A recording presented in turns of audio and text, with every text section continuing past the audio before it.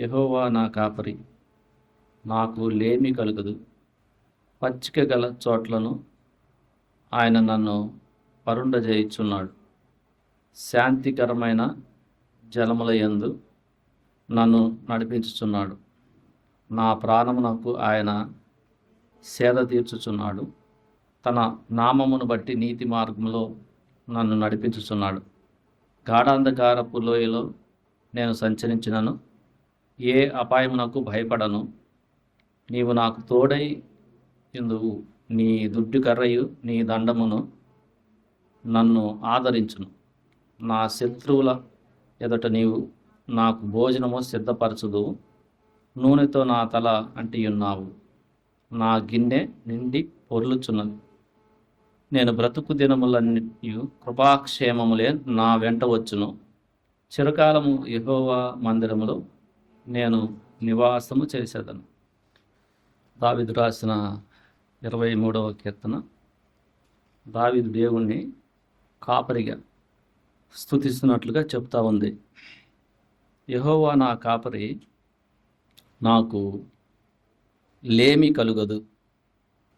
కాపరి జనరల్గా గొర్రెలకి క్షేమాన్ని కలుగునట్లుగా అన్ని విషయాలకు సంబంధించిన వాటిని పట్టించుకొని గొర్రెలను కాస్తూ ఉంటాడు.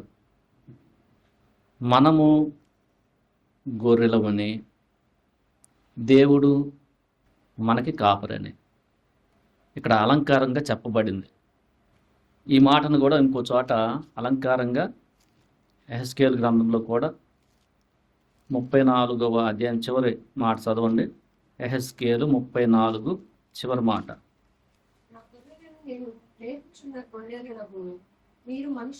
మనుషులు మనుషుల్నే గొర్రెలుగా అలంకారప్రాయంగా ఇక్కడ యెహెజ్కేలు ప్రవక్త మాట్లాడుతూ ఉన్నాడు. దేవుడు చెప్తుంది ఏంటంటే, దేవుడు కాపరి, మనుషులు గొర్రెలు. సో ఇక్కడ దావీదు దేవుని కాపరిగా ఎలా ఆరాధన చేస్తున్నాడంటే, దేవుడు తనకి కాపరి అవటం వలన ఆయనకి అన్నీ సరిపోతున్నాయి అంటున్నాడు. లేమి లేదని. అంటే తనకు కావలసిన వాటినన్నిటి కూడా ఆయన చూసుకుంటున్నాడు. తన జీవితంలో ఏ పరిస్థితి అయినా రావచ్చు. అంటే కలిమి, లేమి, కష్టము, సుఖము, శ్రమ, సంతోషం, ఏ పరిస్థితులైనా కానీ నాకు దేవుడు నా యందు దృష్టించి నన్ను లక్ష్యపెట్టి నన్ను చక్కగా చూసుకుంటున్నాడు అని చెప్తున్నాడు. దేవుడు నాకు కాపరు కాబట్టి నాకు లేమంటే ఇంకా కావాలి, నాకు లోటుబాటులు ఇవి ఏమి లేవు, తృప్తిగా ఉన్నానని చెప్తున్నాడు. పచ్చిక గల చోట్ల ఆయన పరుండ చేయుచున్నాడు. గొర్రెలు మేయాలంటే, తినాలనంటే పచ్చిక ఉండాలా, పచ్చగా ఉండాలి. అలాంటి మంచి మేత గల ప్రదేశాలకు వెళ్ళి మేపుతున్నాడు. మనసులో శాంతిని ఇస్తున్నాడు. శాంతి అంటే పీస్ ఇస్తున్నాడు. సో మంచి కాపరి ఏం చేస్తాడంటే గొర్రెల పట్ల శ్రద్ధ తీసుకుంటాడు. యేసుప్రభువు వారు కూడా యోహాను సువార్తలో మనకి 10వ అధ్యాయంలో 14వ వచనంలో నేను గొర్రెల మంచి కాపరిని అని చెప్తున్నారు. నేను గొర్రెల్ని నా సొంత గొర్రెలని కాస్తా ఉన్నానని చెప్తున్నాడు. మంచి కాపరి గొర్రెల కోసం ప్రాణము పెట్టును. 11 చదవండి.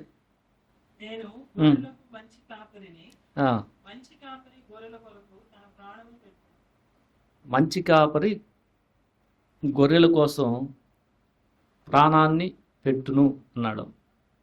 మామూలుగా గొర్రెల కోసం ప్రాణాన్ని ఎందుకు పెడతారు? గొర్రెల కోసం కాపరి ప్రాణాన్ని పెడతాడా? సో గొర్రెలు వెళ్తూ ఉంటే గొర్రెలను తినాలని తోడేళ్ళు వస్తాయి. అప్పుడు మంచి కాపరి అయితే ఏం చేస్తాడు? ఎదిరించి పోరాడతాడు తోడేలు. అదే వేరే వాళ్ళు వాటిని కాస్తున్నానులే, వీటి వేరే అయినాయి కదా అని అతను ఏం చేస్తాడు? సొంతయ్య అని భావించబోతే పరిగెత్తాడు. అమ్మో, నేను నేను ముందు నా ప్రాణం కాపాడుకొని పరిగెత్తాలా? అప్పుడేమవుతాయి? గొర్రెలు చెదిరిపోతాయి. సో యేసుప్రభు వారు చెప్తున్నారు, నేను గొర్రెలకు మంచి కాపరిని, మంచి కాపరి ప్రాణం పెడతాడు అని చెప్తూ స్పిరిచువల్ సెన్స్లో చెప్తూ అపవాది యొక్క ప్రభావాన్ని నుంచి మనల్ని చేయాలి, మన ఆత్మని. ఎందుకంటే అపవాది మొదటి నుంచి కూడా నరహంతకుడు, సత్యమునందు నిలిచిన వాడు కాదు. టెంపరీగా మనుషులకి మంచి చేస్తున్నట్టుగా అలా ఉంటాడు. సమయం వచ్చినప్పుడు వదిలేసి వెళ్ళిపోతాడు. ఇంకా చాలే, అయిపోయిందని. ప్రభు ఎలా ఉన్నాడంటే ఆ సమయంలో కూడా విడవడు, మంచి కాపరి. అలాంటి సమయంలో కూడా అపవాది నుంచి మనల్ని తప్పిస్తానికి ఆయన మన కోసం ప్రార్థన చేస్తున్నాడు. ఇప్పుడు రక్షణ పొందిన తర్వాత 100కు మునుపు ప్రాణం పెట్టి ఆయన మన ఆత్మని అపవాది చెరలో నుంచి రక్షించాడు. సో మంచి కాపరి గొర్రెల పట్ల శ్రద్ధ తీసుకుంటాడు. ఎందుకంటే గొర్రెలకి అపాయం ఉంటుంది. ఆ సమయంలో కూడా గొర్రెలు చెదిరిపోకుండా దుడ్డు కర్రతో, నీ దుడ్డు కర్ర అంటే మంచి కాపరి ఏం చేస్తాడంటే ఒక కర్ర తీసుకొని తోడని పడతాడు. దాని దుడ్డు కర్ర, నీ దుడ్డు కర్ర నీ దండం అని ఉంది. దండం అంటే ఈ కాపరి ఒకటి సన్నడిది చురుక్కనేట్టుగా ఈ గొర్రెలను కొడుతుంటాడు, పక్క పోవద్దని. ఎందుకంటే కొన్ని గొర్రెలు ఏదన్నా వచ్చింది చూసి ఈ గుంపులో నుంచి బయటికి వెళ్ళిపోతాయి. అంటే ఫర్ ఎగ్జాంపుల్ లోకంలో కలిసిపోవటం, సంఘానికి వస్తా. ఇది కూడా కాపరి వెంటనే పోతున్నట్టే ఉంటాయి. గబాలను అవి కొన్ని పక్కన, ఎందుకంటే కాన్సన్ట్రేషన్ తప్పుతుంది. అంటే లోకాశలు ఈ ఉన్నాయి కదా. అప్పుడు ఈ దండముతో వీటిని చురుక్కని ఇట్లా అనగానే అవి మళ్ళా వచ్చేస్తాయి అన్నమాట. అది దావీదు చెప్తున్నాడు. నీ దుడ్డు కర్ర అంటే నీ దండము, దుడ్డు కర్రతో సాతాన్ని కొడతావు. దండంతో అప్పుడప్పుడు గర్వానికి వెళ్ళి కొన్ని గొర్రెలు, లేకపోతే లోక ప్రభావంకి వెళ్ళిన వాటిని ఆ చిన్న చురుక్కని అలా అనగానే మళ్ళా లైన్లోకి వచ్చేస్తాయి. నీతి మార్గంలో నడిపిస్తానికి దావీదు యొక్క అనుభవం అది. నీ నామాన్ని బట్టి, ఎందుకంటే ఆయన కూడా కొన్నిసార్లు తప్పిపోతుంటాడు. ఆయనకుంది ఆశ ఉంది, కానీ వస్తున్న పరిస్థితుల్లో, గాఢాంధకారమైన పరిస్థితులు వచ్చినప్పుడు కొంచెం తడబాటు, సడన్ డెసిషన్స్ తీసుకోవటం, అరే మళ్ళీ ఏంటిది ఇబ్బంది రావటం, అరే మళ్ళీ దేవుని వైపు తిరగటం, ఎట్లా దేవుడు మాట్లాడుతూ ఏంటది అని దేవుని యొక్క స్వరాన్ని, నా గొర్రెలు నా స్వరాన్ని వినును అని చెప్పాడు ప్రభు. యోహాను సువార్త ఆ మాట కూడా చదవండి, 10వ అధ్యాయంలో. నా గొర్రెలు మూడో వచనం చదవండి, తర్వాత 16 అంటే అది కూడా చదవండి. చదవండి.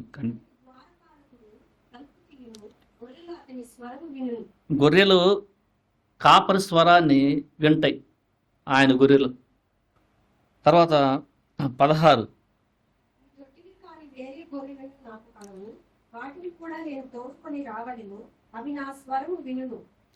ఇక్కడ ఏంటంటే దొడ్డివి కానీ అంటే అన్యజనులు, దొడ్డిపోయిన సొంత ఇజ్రాయేల్ ప్రజలు ఆయన వచ్చాడు. 3వ వచనం ఏమన్నా సొంత గొర్రెలు అన్నాడు. ఆయన సొంతగా జన్మించిన అంటే ఇజ్రాయిల్ ప్రజలు, అన్యజనులు కలిపి ఒకే సంఘంగా ఆయన పరిపాలిస్తాడు, ఒకే మంద. సో ఆయనే ప్రధాన కాపరి అంటున్నాడు. మనకి పేతురు చదవండి ఆ మాట. పేతురులో ప్రధాన కాపరిగా ప్రభువుని పోలుస్తున్నాడు. 5వ అధ్యాయం 1 పేతురు 4వ వచనం చదవండి. ప్రధాన కాపరి ప్రత్యక్షమైనప్పుడు మీరు వాడబారని మహిమ కిరీటము పొందుదురు. ఇక్కడ కాపర్లు కూడా ఉంటారు. అంటే ఇప్పుడు సంఘం, సార్వత్రిక సంఘంలో ఒక్కొక్క చోట లోకల్ పాస్టర్స్ ఉంటారు. వాళ్ళు కూడా చర్చికి వచ్చిన వారిని మంచివారైతే జాగ్రత్తగా కాస్తుంటారు, లేకపోతే వాళ్ళ తడబాటు ఉంటుంది ధనం కోసము. వీళ్ళందరూ కూడా ప్రధాన కాపరి యేసుక్రీస్తు. సో గొర్రెలను కాసేటప్పుడు పేతురు చెప్తున్నాడు, జాగ్రత్తగా కాయండి, జాగ్రత్తగా కాయమని చెప్తూ, ప్రధాన కాపరి అలా కాస్తే మీకు వాడబారని మహిమా కిరీటం ఇస్తాడని చెప్తున్నాడు. సో కాపరి గొర్రెల పట్ల శ్రద్ధ తీసుకుంటాడు. కొంచెం అనారోగ్యం వస్తాయి, గొర్రెలకి దుర్బలమైన పరిస్థితులు వస్తాయి. యెహెజ్కేలు గ్రంథంలో మీరు చదివి కాడ ఆయన ఎలాంటి కాపరో చెప్తున్నాడు దేవుడు. కొన్ని చదవండి, చాలా మాటలు దీంట్లో కనిపిస్తాయి. 15 చదవండి. నేనే నా గొర్రెలను మేపి పరుండ పెట్టుదును. గొర్రెలను మేపటం కాపరి ఒక పని. మేపటం అంటే పచ్చిక గల చోట్లకి తీసుకెళ్ళటం. మనకైతే స్పిరిచువల్ సెన్స్లో మంచి వాక్యాన్ని అందించటం ఆత్మకి. ఆ తర్వాత తప్పిపోయిన వాటిని వెతకటం. కొన్నిసార్లు మనం తప్పిపోతుంటాం, వాటిని మళ్ళీ వెతికి ఆయన తన మందలో సమకూర్చటం. సో మనం అందరం కూడా తప్పిపోయిన వారమే. తప్పిపోయిన కుమారుడు చూసాము ఆ వర్తమానంలో కూడా. మన ప్రభులోకి రాకమునుపు తప్పిపోయి వస్తానికి కొంత సమయం పట్టింది, అయినా మనకి ఆ అవకాశాన్ని ఇచ్చి ప్రభు తన మందలో చేర్చుకున్నాడు. రక్షణ పొందిన తర్వాత కూడా కొంతమంది తప్పిపోతారు, ఎందుకంటే వాక్యం అర్థమవుతానికి కొంత సమయం పడుతూ ఉంటుంది. వాళ్ళు సరిగా అర్థం కాదు. వాళ్ళు మళ్ళా కొంతమంది బాప్టిజం తీసుకొని కూడా విగ్రహారాధనకు వెళ్ళే వాళ్ళు ఉంటారు. అది ఒక పద్ధతి అయితే, కష్టాన్ని బట్టి కొన్నిసార్లు తడబాటు వస్తుంది. దావీదులాగా పూర్తిగా తప్పిపోయినట్టుగా డెసిషన్ తీసుకోవటంలో రాంగ్ డెసిషన్స్ వాళ్ళని కూడా సెటరేట్ చేస్తారు. సో మంచి కాపరి తప్పిపోయినప్పుడు వెతుకుతాను అంటున్నాడు. గాయపడిన వాటికి కట్టుదును, దుర్బలముగా ఉన్న వాటిని బలపరుస్తుంది. బలహీనంగా ఉంటాయి కొన్ని, కృపతో దేవుడు బలపరుస్తాడు. మన జీవితం ఎన్నిసార్లు బలహీనమైన పరిస్థితులు, కొంతమందికి ఫైనాన్షియల్గా, ఆర్థికంగా చాలా బలహీనమైన పరిస్థితులు వస్తాయి. దాంతోపాటు ఆలోచనలన్నీ కూడా చాలా ట్రబుల్ అవుతూ ఉంటాయి. ఏం చేయాలబ్బా, ఏంటి ఈ పరిస్థితి, లేకపోతే అనారోగ్యం వచ్చిందనుకో, చాలా బలహీనమైన పరిస్థితులు వస్తాయి. పిల్లలు ఇంకా మాట వినట్లేదు అనుకో, ఏంది ఈ పరిస్థితి, వీళ్ళ మంచి కోసమే కదా నేను ఎంత ఆలోచన ఉంటుంది, ఏంటి ఇంకా వినట్లేదు, ఎప్పుడు ఇట్లా దేని గురించి అయినా బలహీనపడచ్చు. సో ఆ సమయంలో బలపరుస్తాడు. కాపరి కూడా అంతే, బలహీనమైన వాటిని కొద్దిగా ఆగి వాటితో పాటు నిదానంగా వస్తాడు. మనకు యాకోబు చెప్పాడు కదా, ఏసేవుతో అంటాడు ఆది కాండంలో, నేను కొన్ని ఇప్పుడే ప్రెగ్నెంట్గా ఉన్నాయి, అవి తొందరగా రాలేవు, నేను నెమ్మదిగా వాటిని తోలుకొని వస్తానులే అంటున్నాడు. కొన్ని దుర్బలంగా ఉన్నాయి, ఎట్లా పడితే ఫాస్ట్గా వెళ్ళిపోయాను అనుకో, అవి రాలేవు. సో అందుకని నెమ్మదిగా తోలుకొని వస్తాను అంటే, మన శ్రమలో మన బాధలు కూడా ఆయన బాధగా తీసుకొని బలహీనమైన సమయంలో క్రీస్తు మనల్ని బలపరుస్తున్నాడు. దాన్ని బట్టి మనం ప్రభువుని స్తుతించాలి. గాయాలని కడతాడు. గాయపడిన సెన్స్ ఉంటాయి. గొర్రెలు కూడా దెబ్బలు ఫిజికల్గా అనుకోవచ్చు, స్పిరిచువల్గా కూడా మనకు చాలా పెయిన్స్ ఉంటాయి కొన్నిసార్లు. వాటిని ఆయన నెమ్మదిగా కృపతో బలాన్ని ఇచ్చేసి కట్టేస్తాడు. మనకి అలాంటి పరిస్థితుల్లో కూడా మనకి మంచి కాపరిగా క్రీస్తు ఉన్నాడు. సో ఈ యెహెజ్కేలు ఇంటికి వెళ్ళినా మీరు చదువుకోవచ్చు.